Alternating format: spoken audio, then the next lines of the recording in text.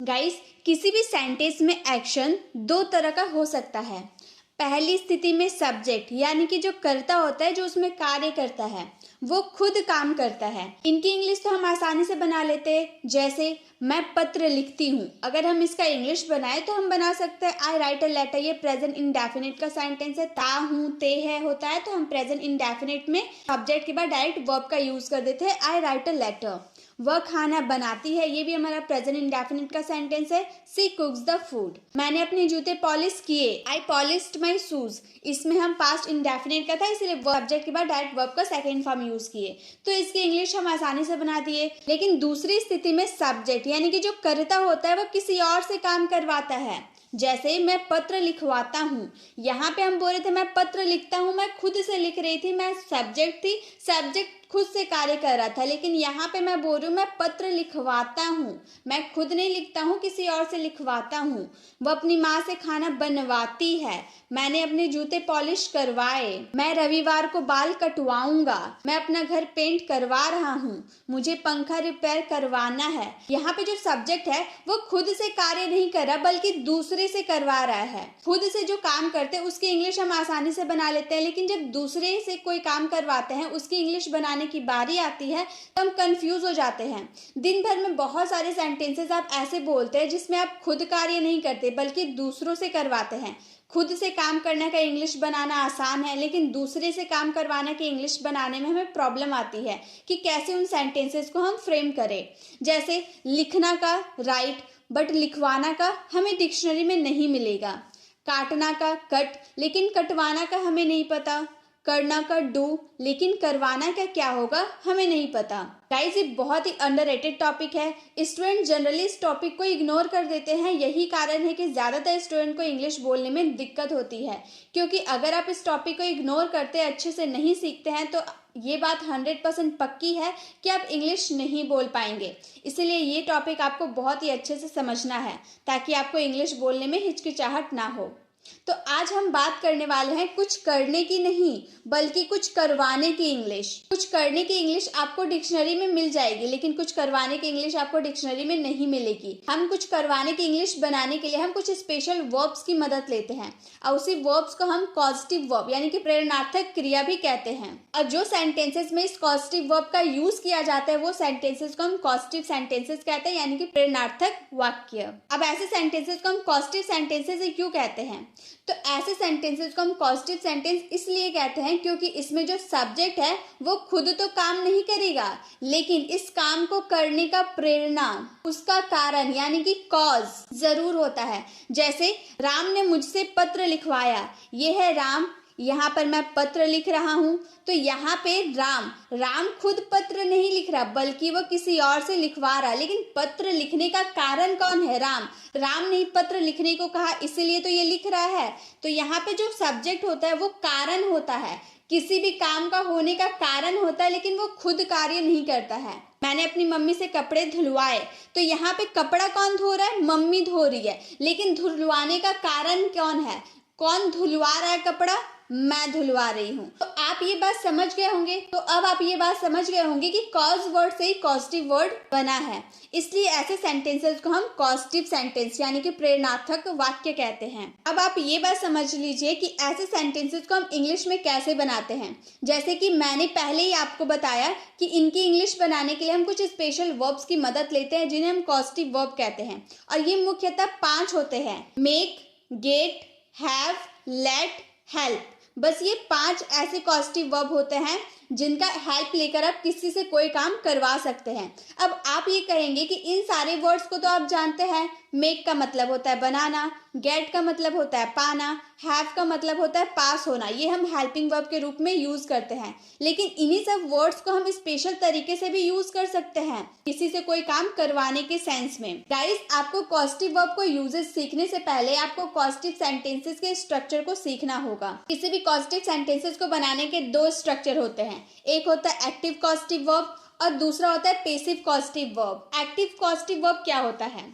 किसी भी सेंटेंस जब काम करने वाला व्यक्ति यानी कि डूअर या पर्सन ज्यादा महत्वपूर्ण होता है, यानी कि जब कोई काम करने वाला व्यक्ति पर जोर स्ट्रेस दिया जाता है तब वो एक्टिव कॉजेटिव वर्ब में होता है, क्योंकि ऐसे सेंटेंसेस में डूअर एक्टिव होता है। जो डूअर जो व्यक्ति होता है, जो काम को करता है, वो एक्टिव होता है। डूअर के बारे में पहले ही बता दिया जाता है। हमारा फोकस सबसे ज्यादा किस पे होता है? डूअर पे, जो वो काम को करता है ना, उस पे ज्यादा फोकस दिया जाता है। जैसे कि मैं रोहन से पत्र लिखवाती हूँ। मैं किससे पत्र लिखवाती हूँ?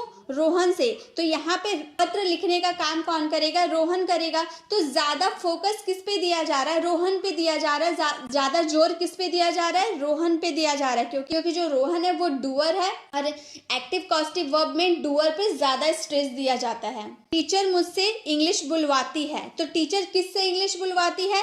मुझसे बुलवाती है। तो मुझ पे ज्यादा जोर दिया जा रहा है, क्योंकि मैं इंग्लिश बोलने का काम कर रही हूँ। तो एक्टिव कॉजेटिव वर्ब में ऐसे सेंटेंसेस आते हैं जिसमें डूअर पे ज्यादा जोर दिया जाता है। जो वो काम को करता है उस पे ज्यादा स्ट्रेस दिया जाता है, वो हमारे लिए इंपॉर्टेंट होता है। लेकिन पैसिव कॉजेटिव वर्ब में ऐसा नहीं होता है। पैसिव कॉजेटिव वर्ब में जब किसी सेंटेंस में कोई काम यानी कि वर्क, जो एक्शन होता है, वो चीज जिस पर काम हो रहा है ज्यादा महत्वपूर्ण होता है और उसके बारे में पहले ही बता दिया गया होता है, तब वो पैसिव कॉजेटिव वर्ब होता है। जैसे मैंने पत्र लिखवाया, लेकिन किससे लिखवाया ये मैंने नहीं बताया। मैंने सिर्फ इतना बोला कि मैंने पत्र लिखवाया। तो यहाँ पे सारा जोर जो दिया जा रहा है वो पत्र लिखवाने पे दिया जा रहा है। जो सामान है, जो काम हो रहा है, उस पे ज्यादा स्ट्रेस दिया जा रहा है, ना कि उस पे दिया जा रहा है कि जो पत्र लिख रहा है। यहाँ पर मैंने किसी का भी जिक्र नहीं किया कि कोई पत्र लिख रहा है, रोहन पत्र लिख रहा है, मोहन पत्र लिख रहा है, कौन पत्र लिख रहा है, मैंने ये नहीं बताया। मैंने सिर्फ इतना बताया कि मैंने पत्र लिखवाया। किससे लिखवाया मैंने वो नहीं बताया। तो पैसिव कॉजेटिव वर्ब में ऐसे सेंटेंसेस ही आते हैं जिसमें आप डूअर का जिक्र नहीं करते। अगर आप डूअर का जिक्र करना चाहते हैं तो लास्ट में आपको बाय करके ऐड करना होता है, लेकिन अगर ज्यादातर केस में हम डूअर का जिक्र नहीं करते, क्योंकि हम अंडरस्टूड रहते हैं कि आखिर मैंने पत्र लिखवाया होगा तो किसी से तो लिखवाया होगा, इसलिए हम यहाँ पर डूअर का जिक्र नहीं करते। बस ज्यादा हमारा फोकस किस पे जाता है? जो काम हो रहा है उस पे हमारा ज्यादा फोकस होता है। एक्टिव कॉजेटिव वर्ब वाले सेंटेंसेस को बनाने के लिए हम 5 कॉजेटिव वर्ब का यूज कर सकते हैं। पहला हमारा है मेक, गेट, हैव, लेट और हेल्प। इन पांचों कॉजेटिव वर्ब का यूज करेंगे हम एक्टिव कॉजेटिव वर्ब में वर्ब के फर्स्ट फॉर्म के साथ। आप कोई सा भी सेंटेंस मेक से बनाओ, गेट, हैव, हेल्प, किसी से भी सेंटेंस बनाओ, उसमें आपको वर्ब का फर्स्ट फॉर्म का यूज करना है। लेकिन पैसिव कॉजेटिव वर्ब में आपको सिर्फ गेट और हैव का ही यूज करना है, वो भी वर्ब के थर्ड फॉर्म के साथ आपको यूज करना है। ठीक है, आपको ये बात ध्यान रखनी होगी कि एक्टिव कॉजेटिव वर्ब बनाने के लिए आपको 5 कॉजेटिव वर्ब का यूज करना है वर्ब के फर्स्ट फॉर्म के साथ। अब पैसिव कॉजेटिव वर्ब बनाने के लिए आपको 2 सिर्फ कॉजेटिव वर्ब का यूज करना है, गेट और हैव का, वो भी वर्ब के थर्ड फॉर्म के साथ। तो ये आपको क्लियर हो गई। चलिए अब सेंटेंसेस को बना के देखते हैं। सबसे पहले हम मेक के यूजेस को सीखते हैं। मेक को हम नॉर्मली लैंग्वेज में बनाना कहते हैं, कोई भी काम बनाना। इसके फॉर्म्स भी होते हैं मेक, मेड, मेड, बनाना, बनाया, बना चुका है। तो इसके फॉर्म्स होते हैं। मेक का यूज हम बनाने के सेंस में करते हैं। मेक के साथ अगर हम वर्ब का यूज कर देंगे तो ये बनाना नहीं बल्कि कराना या फिर करवाना हो जाएगा। मेक का जनरली यूज हम तब करते हैं किसी से कोई काम करवाने के लिए, जब आपके वाक्य में थोड़ा सा जोर का भाव छिपा हो, आप किसी को फोर्स देकर कोई काम करवा रहे हो। चलिए वो सेंटेंस में आपको मैं और भी अच्छे से क्लियर कर दूंगी। सबसे पहले हंसना, हंसना को हम इंग्लिश में बोलते हैं लाफ, हंसाना, मेक लाफ हो जाएगा। तो हम मेक के साथ वर्ब का यूज कर दिए, मेक प्लस लाफ, ये हमारा वर्ब है। पकाना का कुक, पकवाना का मेक कुक, दौड़ना का रन, दौड़ाना का मेक रन, रोना का विप, रुलाना का मेक विप। तो जब भी आप किसी वर्ब के साथ मेक का यूज कर देते हैं तो वो बनाना नहीं बल्कि करना या करवाना हो जाएगा। मेक का यूज हम करेंगे when the sense of to force someone to do something is hidden in a sentence. मतलब मेक का यूज हम तब करेंगे जब आप किसी भी जिससे आप काम करवा रहे हो उसको फोर्स देकर करवा रहे हो।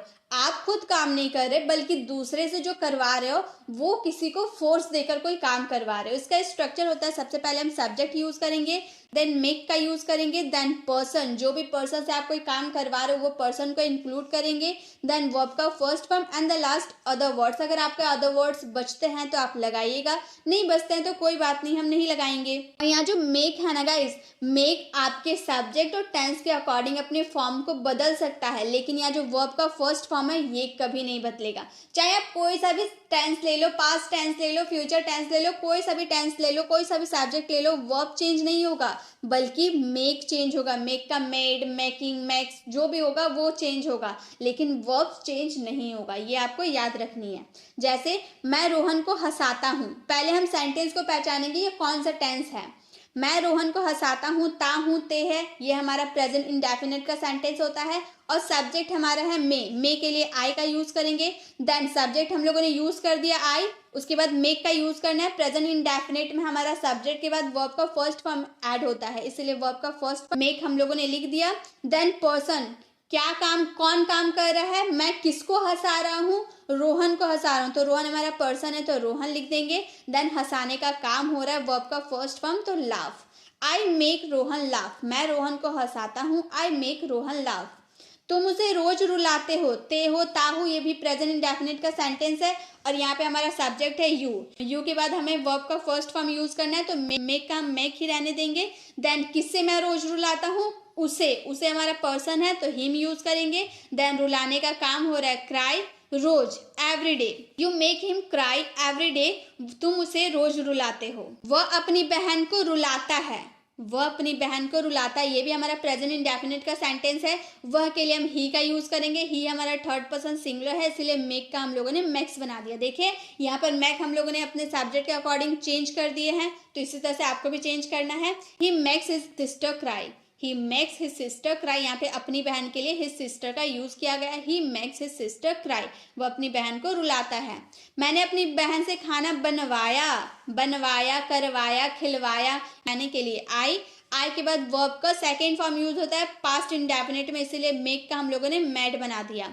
I made my sister cook food, I made my sister cook food, मैं उससे अपना काम करवा रहा हूँ, ये हमारा प्रेजेंट कॉन्टिन्यूअस का सेंटेंस है। रहा हूँ, रहे हैं, प्रेजेंट कॉन्टिन्यूअस का सेंटेंस होता है। सबसे पहले सब्जेक्ट यूज करना है, मे के लिए हम लोगों ने आई का यूज किया। प्रेजेंट कॉन्टिन्यूअस में इज एम प्लस वर्ब में आईएनजी यूज करना होता है, इसलिए एम के साथ हम लोगों ने मेक का मेकिंग कर दिया।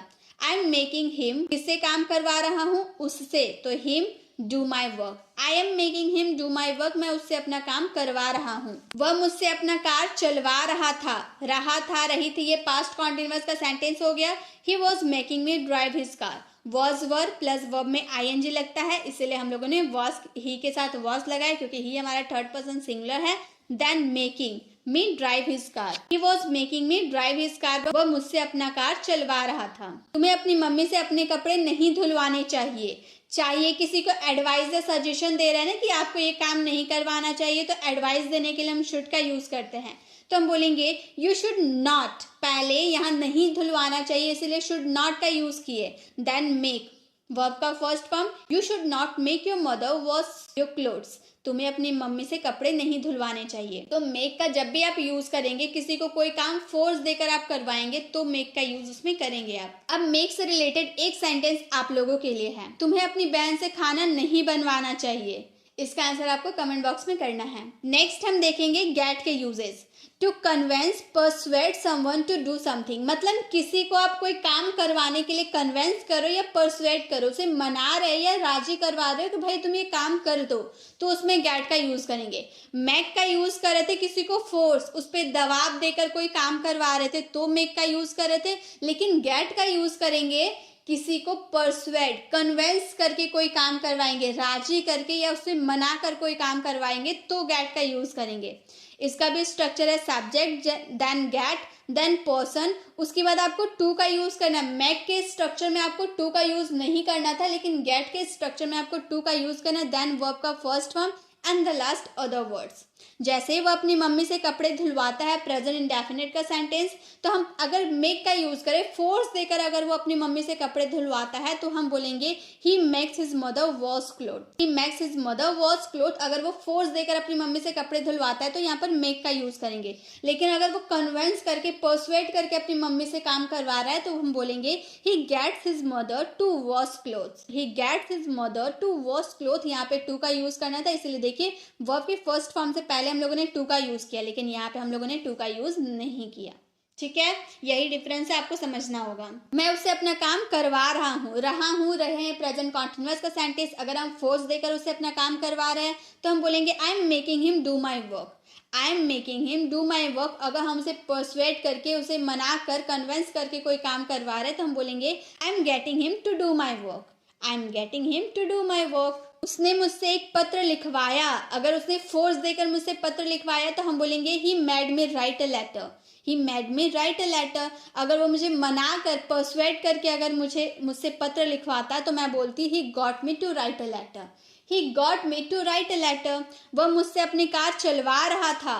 पास्ट कॉन्टिन्यूअस का सेंटेंस, वो मुझसे अपनी कार चलवा रहा था, तो मेक का यूज करेंगे तो बोलेंगे ही was making me drive his car. He was making me drive his car. अगर हम गेट का यूज करेंगे कि वो मुझे कन्विंस करके चला रहा था, he was getting me to drive his car. He was getting me to drive his car। अब गेट का यूजेस भी आप लोगों को क्लियर हो गए, तो एक सेंटेंस गेट से रिलेटेड, वह मुझसे बर्तन धुलवा रहा था।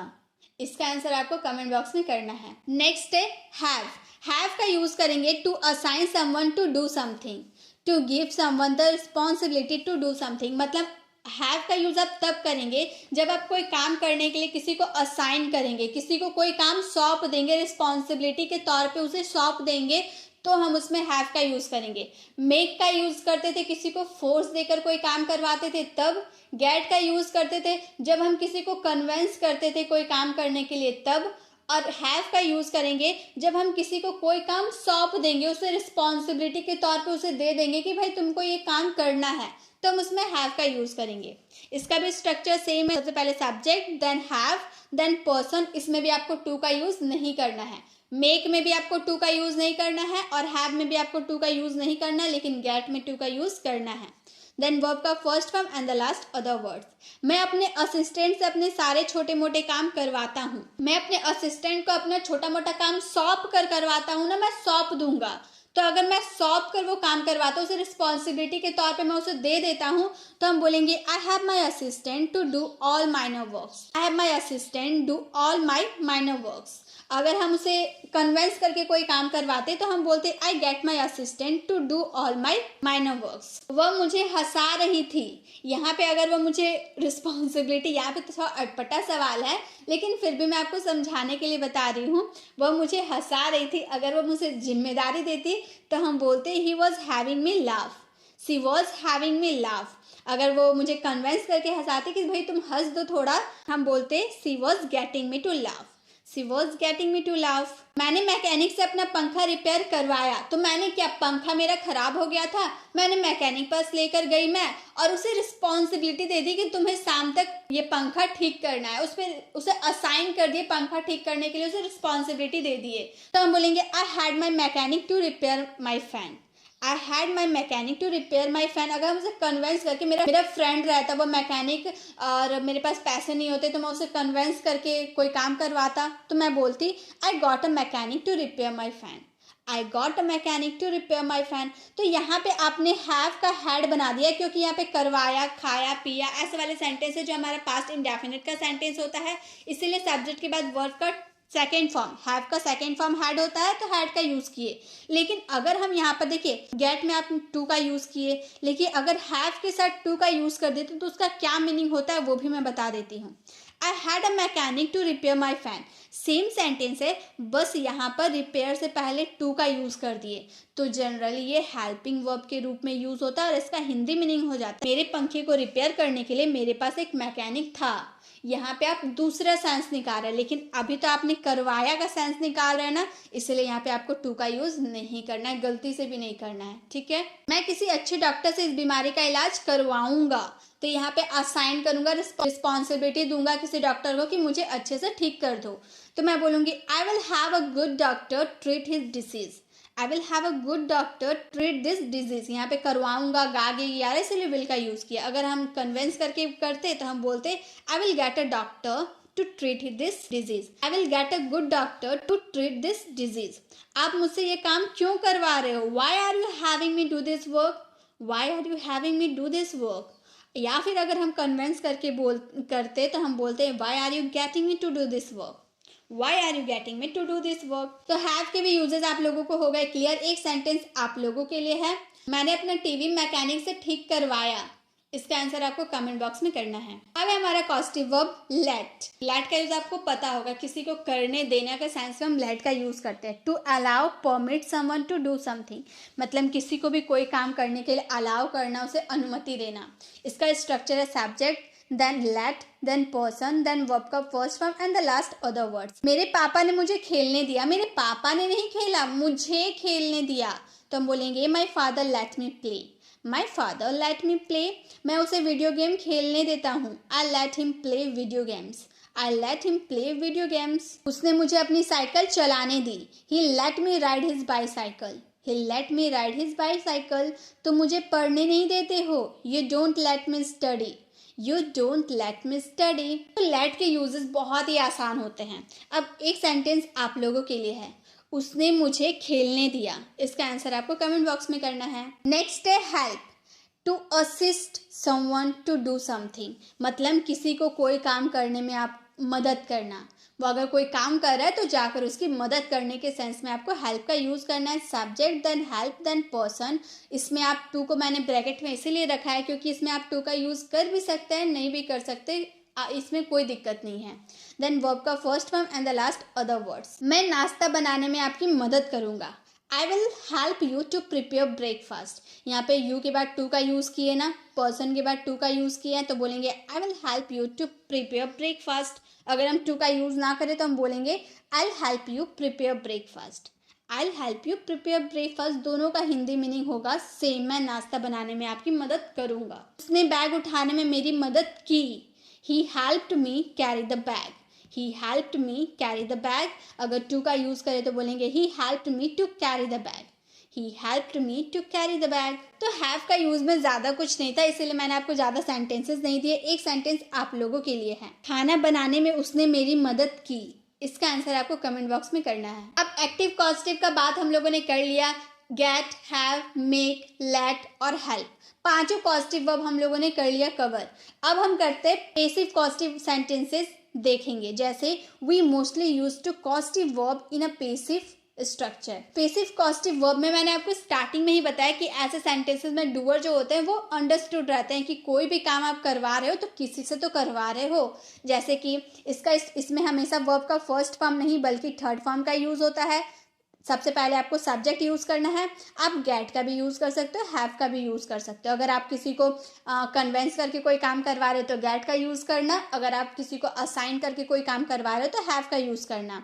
उसके बाद थिंग्स। पैसिव कॉस्टिव में तो वैसे ही सेंटेंस आते हैं जिसपे आप कोई वस्तु पे जोड़ देते हैं, इंसान पे नहीं। जो काम वो कर रहा है उस पे आप जोड़ नहीं देते हैं, जो काम हो रहा है, जो वस्तु पे जो काम हो रहा है उस पे जोड़ दिया जाता है, तो उसका जिक्र हम करेंगे गेट या हैव के बाद।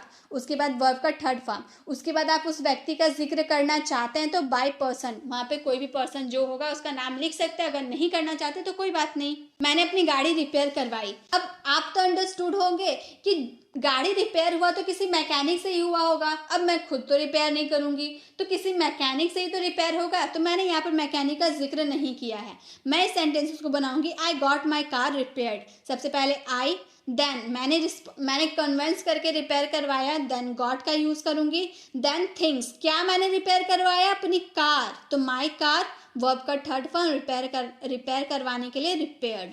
I got my car repaired. Have का यूज करें तो हम बोलेंगे I had my car repaired. I had my car repaired. Doer का जिक्र करना चाहते हैं, यहाँ पर डूअर का जिक्र जो ये रिपेयर करा उसका जिक्र करना चाहते हैं तो हम बोलेंगे आई गॉट या फिर हैड, जिसका भी यूज आप करें। My car repaired bye a mechanic, मतलब मैंने अपनी गाड़ी रिपेयर करवाई मैकेनिक द्वारा। I got my car repaired bye a mechanic या फिर आई had my car repaired bye a mechanic. मैं आज बाल कटवाऊंगा। किससे कटवाऊंगा ये मैंने जिक्र नहीं किया, मैंने सिर्फ इतना बोला मैं आज बाल कटवाऊंगा। I will get the hair cut today. I will get the hair cut today. अगर हैव का यूज करें तो बोलेंगे I will have the hair cut today. I will have the hair cut today. आप यहाँ पे विल हैव का use देखकर आप इसे फ्यूचर परफेक्ट में मत लेके जाइए, ये आपको बोलने पे डिपेंड करता है कि आप किस वक्त कौन सा बात बोल रहे हैं, ठीक है। वह सब कुछ करवाता है, वह सब कुछ करवाता है, किससे करवाता है नहीं बताए हैं। He gets everything done, he gets everything done या फिर he has everything done. He has everything done. वह हर साल अपना घर पेंट करवाता है. He gets his house painted every year. He gets his house painted every year. He has his house painted every year. He has his house painted every year. मैं यह काम नहीं करवा सकता हूँ. मैं ये काम नहीं करवा सकता हूँ. सकता है, सकता हूँ, इसके लिए हम कैन का यूज़ करते हैं. हम बोलेंगे I can not get this work done. I can not get this work done. या फिर हैव का यूज़ करेंगे तो बोलेंगे I can not have this work done. I can not have this work done. मैं अपना काम करवा रहा हूँ. किसी से तो काम करवा रहा हूँ, तो आई am getting my work done. I am getting my work done. या फिर I am having my work done. I am having my work done. तुम्हें यह काम करवाना चाहिए. You should get this work done. You should get this work done. या फिर you should have this work done. You should have this work done. तो इसी के साथ गाइज हम लोगों ने एक्टिव कॉस्टिव वर्ब को भी देख लिया कि उसमें कैसे सेंटेंसेस आते हैं, कैसे कॉस्टिव वर्ब का यूज होता है. और पैसिव कॉस्टिव वाले सेंटेंसेस को भी हम लोगों ने देख लिया कि उसमें कैसे सेंटेंसेस आते हैं. अब एक सेंटेंस आप लोगों के लिए है. मैं खाना बनवाती हूँ. इसका आंसर आपको कमेंट बॉक्स में करना है. गाइस वीडियो कैसे लगी, वीडियो को कमेंट बताना बिल्कुल भी ना भूले. अच्छी लगी तो लाइक ज़रूर करें. अगर आप चैनल पर नए अभी तक हमारे चैनल को सब्सक्राइब नहीं किए तो जल्दी से करके बेल आइकन को ज़रूर क्लिक करें ताकि आने वाली वीडियोज़ की नोटिफिकेशन आपको मिलती रहे. मिलते हैं नेक्स्ट वीडियो में. तब तक के लिए कीप लर्निंग.